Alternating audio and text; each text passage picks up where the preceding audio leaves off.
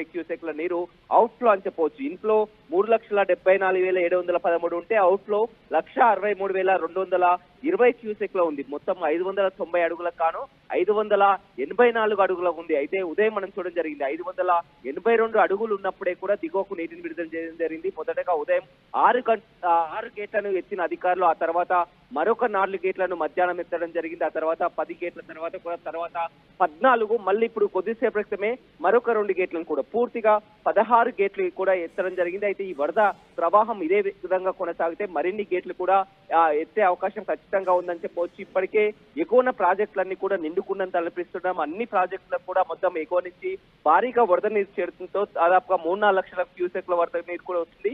వచ్చిన వరదని యథావిధిగా కూడా కిందికి తరలిస్తుండటంతో కూడా మొత్తం నాగార్జున సాగర్ నిండుకుండలా మారడంతో కూడా 16 గేట్లతో కూడా దిగువకు నీటిని విడుదల అవుతుంది. అధికారులంతా కూడా నిరంతరం అప్రమత్తంగా ఉన్నారు. మొత్తం ఎప్పటికప్పుడు కూడా పరిస్థితిని పర్యవేక్షిస్తూ కూడా దాన్ని వాటర్ ఫ్లోని కిందికి దిగువకు విడుదల చేస్తున్నటువంటి పరిస్థితి కనిపిస్తుంది. ఉదయం 6 గేట్ల నుంచి కూడా ఇప్పుడు 16